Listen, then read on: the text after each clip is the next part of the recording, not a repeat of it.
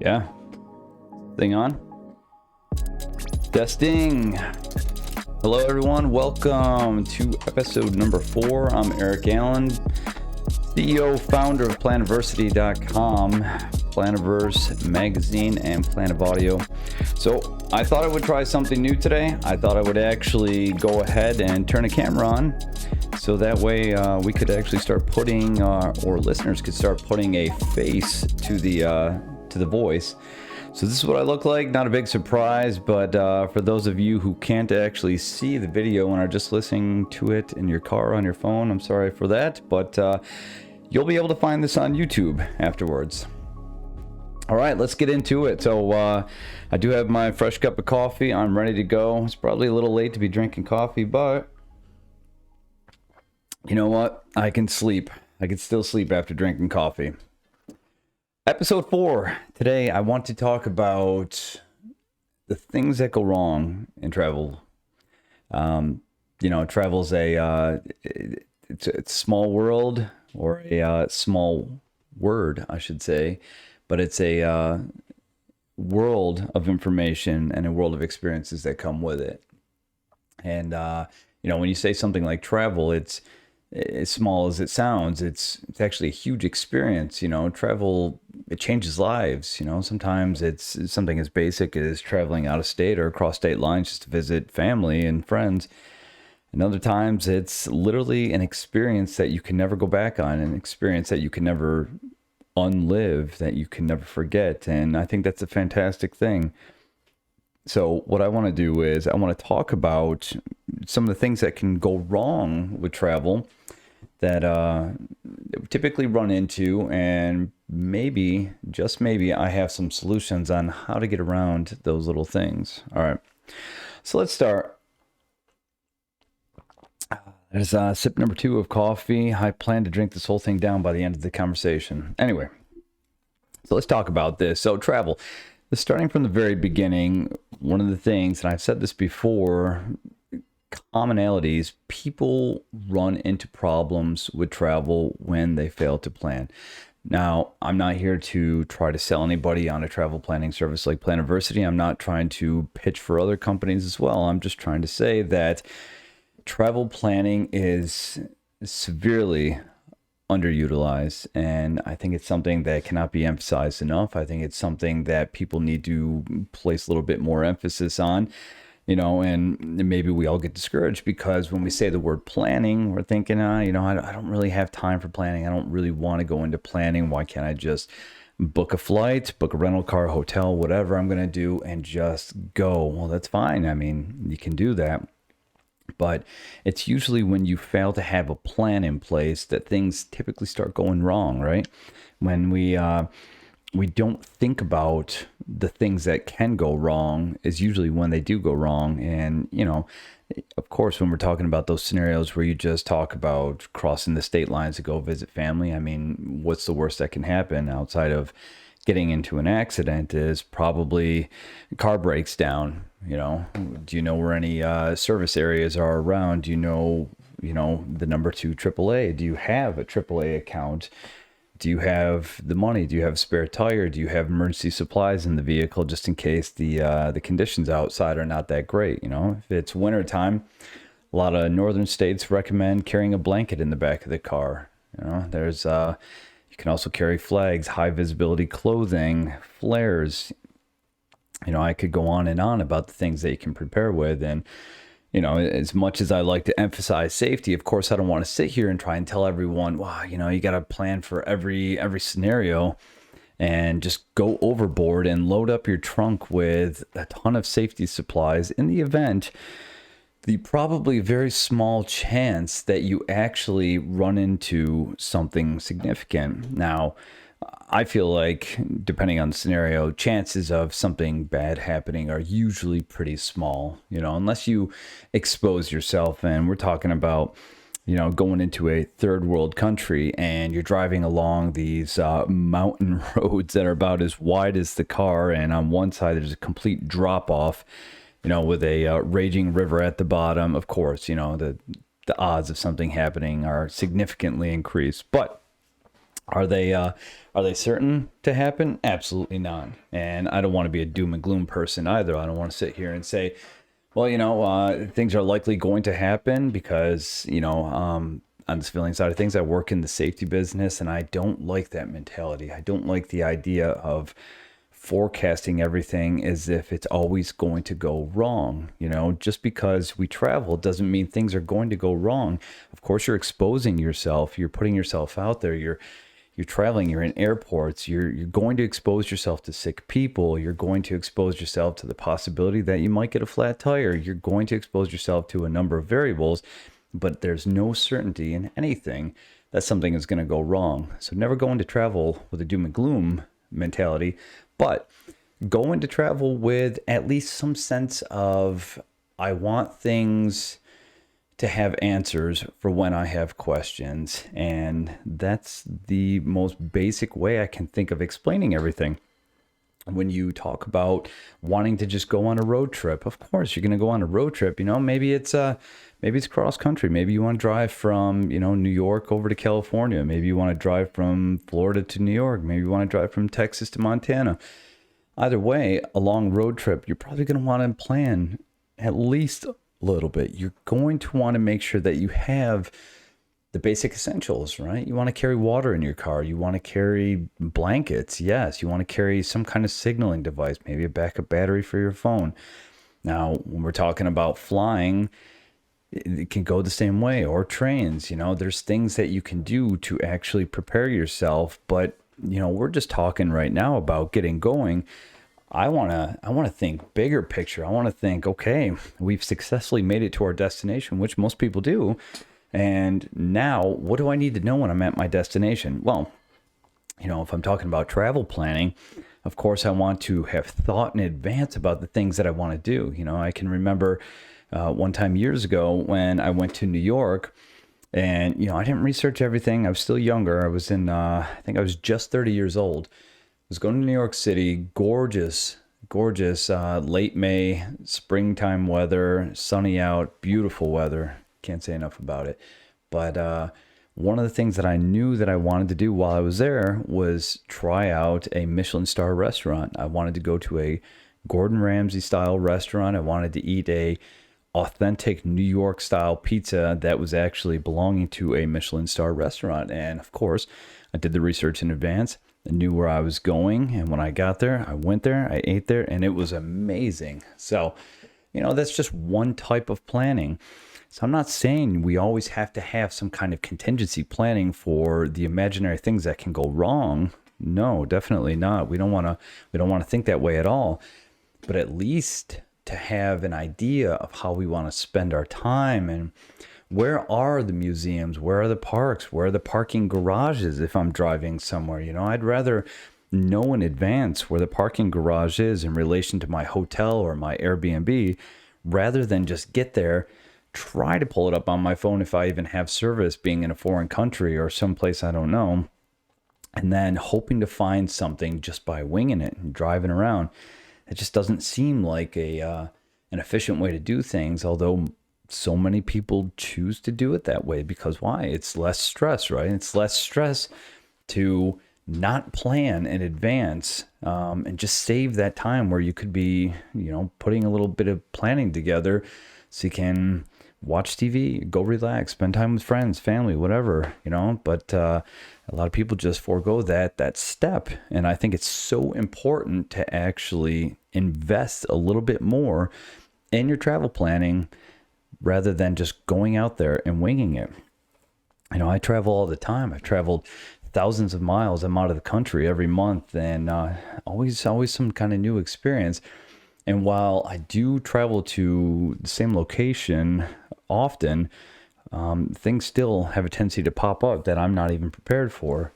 And on my most recent trip, I went to Ireland for a week, and I had a good idea about things, but I had to make some last minute plans, of course, while I was there because I didn't want to book everything in advance, and that's absolutely fine.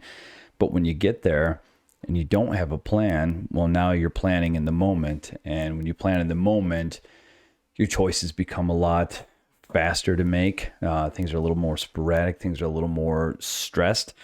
And I think it's beneficial to get around that. So, number one, big step, start planning. At least give yourself a little bit of a heads up. If I'm going to Paris, maybe I want to know how to get to the Eiffel Tower, how to get to Napoleon's tomb, how to get to the Arc of Triumph, and, Notre Dame.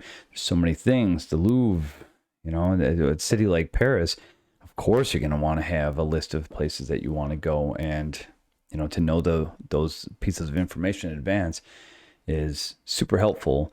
And then on top of that, there's also the getting around places, but we can talk about that in a minute. But number one, step one, things that can go wrong in travel planning, or a lack of a plan. Big time. Number two, let's talk about that. So, yeah, we want to talk about locating things, right? So if I go somewhere and I don't have any idea where things are, there's ways around that. It's we've all been somewhere and there's some kind of adventure to it. There's some kind of excitement to not having answers to questions, right? Sometimes you just want to wander off the beaten path, and I've done that. And Thailand comes to mind. When I was there, I'm just wandering around, and I don't know how to get anywhere. All I know is I got to be from point A to B, and I don't know how I'm going to get there, but you just figure it out as you go, and that's an exciting thing.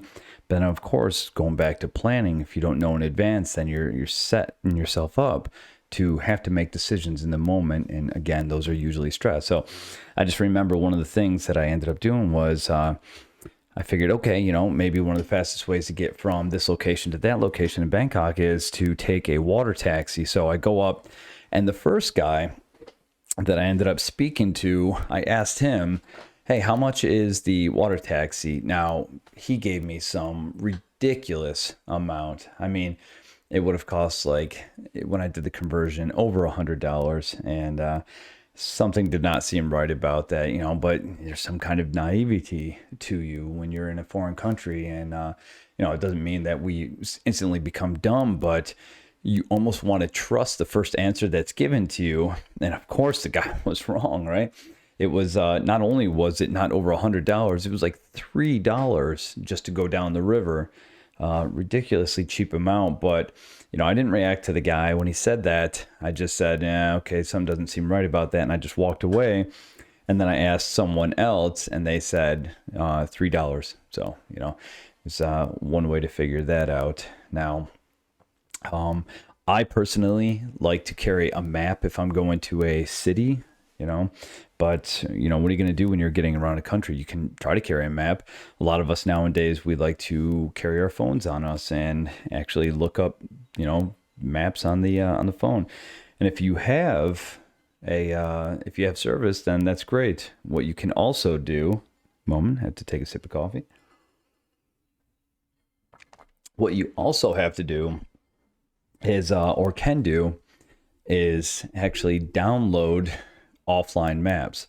That's one way to get around that. Is if you don't know where you're going, and let's just say you're traveling overseas, you don't feel like carrying an atlas. Back in the days when I was a child, a lot of times a car would have an atlas in it. So we might have one in the back seat of all 50 states, and you could actually open it up to the New York page, and you can kind of navigate off of that. But you certainly didn't have GPSs.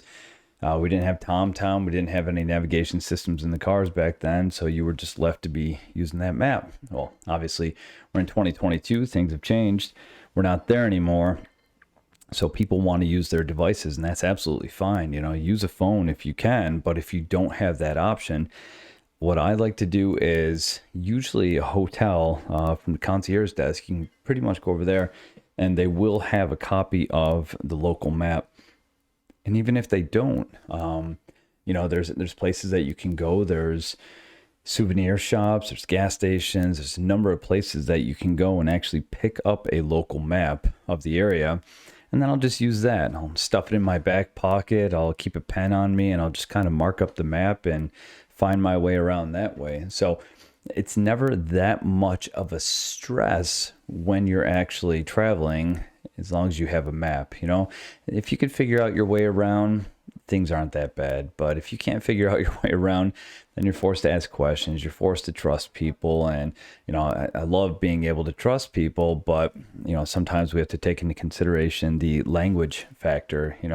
Sometimes there's a barrier in place, and that's just going to get in the way. And I could tell you when I went to China that most of the people, and I expected that, like a lot of places that I had been in the past, there would be, at least in the younger generation, a very large understanding of the English language, or a strong grasp on the English language. And what I found, and that was the only place I think I'd ever been where I found that, was that most of the people did not even have a functional understanding of the English language. So, of course, there's a lot of people traveling in the world, and English is the universal language. So when people from Germany, from Russia, from France or Brazil go to places like China, more often than not, you're going to find somebody in China who speaks English before somebody who speaks Portuguese, and probably German, probably French. It's just the universal language for a reason. And so I figured, being that that's the case in most places, it was going to be that case there, and it absolutely wasn't. So me being able to actually ask someone how to get from point A to point B, it was helpless. It was futile. So a map was something that I needed, and that's what I did. Just like everywhere else, I took a map, I marked it up, I kept it in my back pocket or in the bag, and that was it. And now let's talk about security. It is 2022. Sometimes when we're traveling, we expose ourselves to certain security conditions that we're not actually thinking about in advance. Okay. Now, I'm not going to tie this to travel planning, because this is the type of thing that can happen anywhere. But when you're out of your element and you don't have the safeguards in place, especially, if I'm talking about the United States has a lot of regulation on companies. It has a lot of security. It has a lot of things designed and in place to protect people from things like credit card fraud, or being blackmailed by corrupt police officers. There's so many things that you have to think about, and these are actually some of the things that I tried to cover when designing my business. One of the things that I wanted to do was give people the option to include digital copies of their documentation. Why? Because back in the day when I went to China, and when I planned to go to Russia, I never went to Russia. I had 2 visas, and both times it fell through. But when I planned to go to Russia, I did a little bit of research in advance. And one of the things that I had read about were that sometimes, depending on the location, people would have an encounter with corrupt police officers. And of course, there's a language barrier there. There's a sense of intimidation for the traveler. So, if you get encountered by a couple of police officers and the language barriers there, you don't understand them, they don't understand you, they're yelling at you in their language, and the only thing they're telling is, you have to pay this amount right now. I can't think of many people who would say no in that situation. It's a very stressful thing, because you don't know what's going to happen. You don't know if you're about to be detained because you supposedly broke some kind of rule, some law, something like that. So a lot of times I would like to imagine that people are just going to cough up that money, and that's an extreme situation there. That's an extreme example, but that does happen. Just a simple Google search about corruption abroad, you'll see plenty of stories in there, plenty of personal accounts of travelers that were in some country and they were just minding their own business, or maybe they were somewhere they shouldn't have been. And I'm not talking excessive. I'm not saying they breached the walls of the embassy and they were in there just wandering around. It's nothing that severe. It might just be they were speeding a little bit. They were driving somewhere they shouldn't have been. They wandered into a street they shouldn't have been. Or, maybe they're just out in the open. Who knows? And they were encountered by police, or who they think are police, and told that they need to pay a certain amount of money. Otherwise, they'll be confiscated, or not confiscated, but detained. Of course, it's a scary thing, but of course, it's out there. The stories are out there, so you can just do a simple search and find those. Again, that's an extreme case. That type of thing is not ubiquitous. It doesn't happen all the time, but it does happen. And, wherever you are in the world, the further you are away from a civilization that has an established law and order, the more likely the scenario is that you'll probably run into something like this. Try to imagine you're wandering around sub-Saharan Africa in some very desolate place, small villages where there's not much police presence. Who knows what you're going to run into? There's plenty of places around the world, even in rural America, where you might run into problems if you're off the beaten path. But again, I like to emphasize, the further you are from law and order, the more possibilities you're going to run into something having to do with your security. Now let's talk about a more likely scenario, and that is having your credit card number stolen. I've actually I've had this happen before when I was in Hungary, and the only thing I had done with my credit card there was order a pizza twice, and I had a pizza delivered to me. Both times it was fine. Never imagined that was the case, but of course, about a week later, I started seeing these strange charges on my card, and of course, I followed them, and sure enough, that's exactly what it was. I contact the bank, and most times you're going to have the bank will be able to cancel those or freeze your card, issue you a new one. But still, that's just something that you may run into.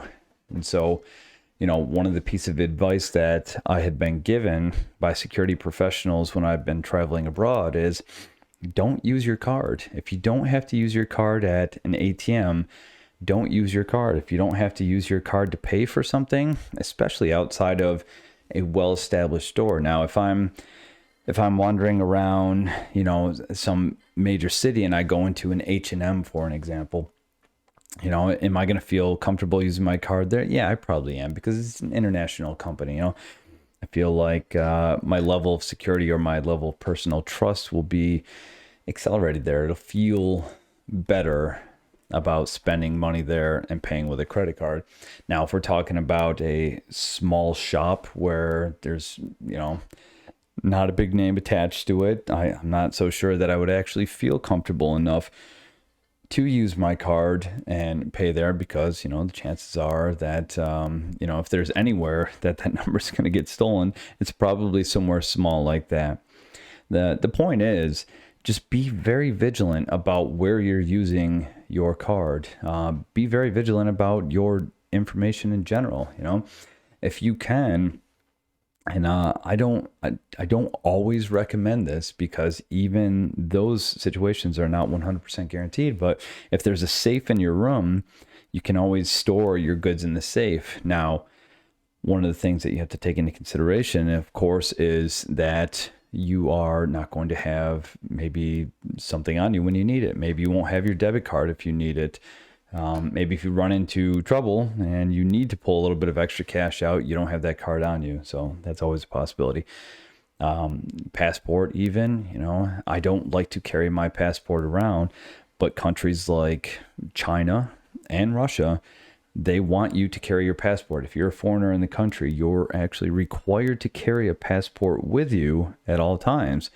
And this way, you can be identified by police if they need to ask you any questions, anything like that. But again, coming back to the concerns of security, one of the things that the State Department even recommends is never, ever, ever giving up your passport to someone, okay? So even if you feel intimidated, that's one of those tricky scenarios that you can get into. If you do feel intimidated, you might actually hand over your passport because you don't want any trouble. Next thing you know, your passport's being held and you don't know what to do about it because you just handed it over. So, what I like to do in those situations is carry a digital copy of my passport. So that way, if there's any requirement to identify, here you go, here's a picture of it. I have it stored safely back at the hotel, and that way there is no chance that thing's going to be taken off of you right there on the street or wherever you are. So, things to take into consideration. We can go down an entire rabbit hole. As a matter of fact, I should probably create an episode where we just talk about security when traveling abroad. But one of the things that you really want to think about is giving access to anything that is highly valued for you out there, okay?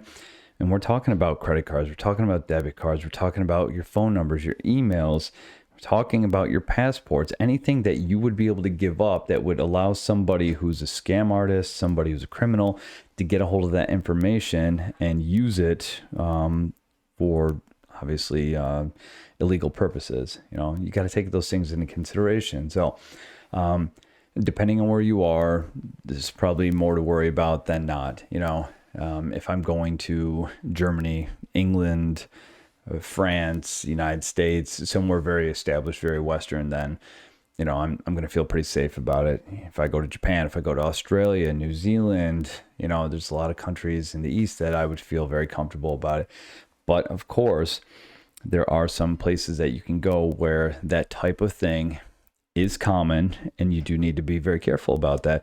And that is why the State Department specifically has information available to travelers so that you can actually go into their site. You can pull up a country, a very specific location that you're traveling to, and the State Department will actually give you updates on that location. And they'll tell you, just be very vigilant because burglaries are common. Be very vigilant because, you know, robberies are common, robberies at gunpoint even. There's so much to consider. Or you might just get something as simple as credit card fraud is very common at that location, in which case you need to prepare for that type of thing. So my recommendation when we're talking about this type of thing is carry cash. You know, go to an ATM at an established bank, nothing that's on a corner store or at a corner store. Just try to avoid those little locations. You know, if there's any possibility at all that there could be scanners, you know, anything that scans your card, stay away from those locations. If you need to feel comfortable enough to go to the airport and pull money from one of the money exchange locations there, do that. If you need to get money before you even leave the country from your bank, yes, you'll pay for it. You'll pay a little bit more of an exchange rate, but, you know, on top of that, you'll have the security in place. But my recommendation is if you are traveling abroad, just go ahead and go to a bank, get your money, but just go to a well-established bank. Don't go to anything off the beaten path, if you know what I mean. All right.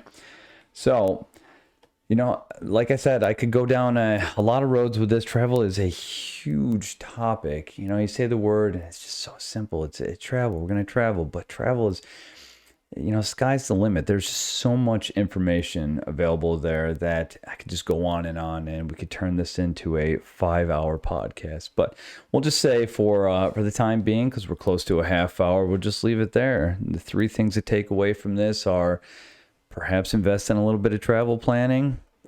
Stop it and get yourself some kind of directions before you go. It could be maps. It could be carrying a map in your back pocket. It could be downloading offline maps, but you have options.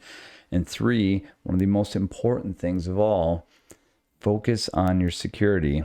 If you're leaving anywhere away from your home, you're leaving your resource and you're putting yourself out there in a foreign environment. So take things into consideration. Do a little homework. See what's happening at that location. You know, if you're going somewhere that is probably pretty beautiful and historical, but has a high crime rate, then you're going to want to know what to do. You know, you're going to want to know when to leave, large pieces of jewelry back in the room. Leave your passport in the room. Leave your credit cards, anything other than a little bit of cash in your pocket back at the room. You know, there's ways that you can go about enhancing your security and keeping your head on a swivel. That's a military term right there. Keeping your head on a swivel just means keeping your wits about you. So I'm just going to go ahead and I'm going to end it there. But I do promise that, talking more about this, I feel like there's a need to really get into security when traveling. And that's probably something that we can really expand on. So what I'm going to recommend is that we have another episode based on that. And then even in that episode, we can call, maybe get on the line, some kind of security advisor, somebody who's pretty proficient when it comes to security while traveling, and see what they have to say about it. You know, the more professionals you can bring in, the better. So I would like to finish this podcast off with one little thing. Is that Planiversity, we're up and running. We are a travel planning service. We have a lot of capabilities, and we're helping you to have a lot of capabilities. And one of the things that I would like to give a shout out to is the fact that we do have sales coming up, pretty significant sales. We're offering a lifetime license to Planiversity service. So a lifetime license, think about what that means. That is for one price, and it's only a fraction of what the price would normally be. Users can get a lifetime pass to all the functions of Planiversity, everything that's coming up, everything right now, unlimited use, unlimited document copies, and do all you want with it, print off as many packets as you want, and even with all the improvements that we have coming down the pipe, everything that we have on the schedule for improvements and making the service better, you get all that included in that service. So don't be shy, take a look at the website, and if you're interested, of course, register. And whenever these deals come down, and they will come down from time to time, take advantage of them, because we want people to have service. We want them to have capabilities. There's one thing that I, as the founder, have decided early on is that I'm not in this business to take advantage of people. One of the things we're not doing is we're not collecting data on our customers and selling it. We're not charging outrageous rates for our service, because I want people to be able to have a good service at an affordable cost. I don't want to take advantage of people. I want to help people. And anything that I can do to enhance the traveler's experience and provide them security and safety and organization, that is my goal. That's what I want. So check us out, planiversity.com. Check out our magazine, Planiverse, and check out more podcasts coming up in the future, or ones that have already been recorded. And we've got a lot more to talk about. Have a great day, everyone.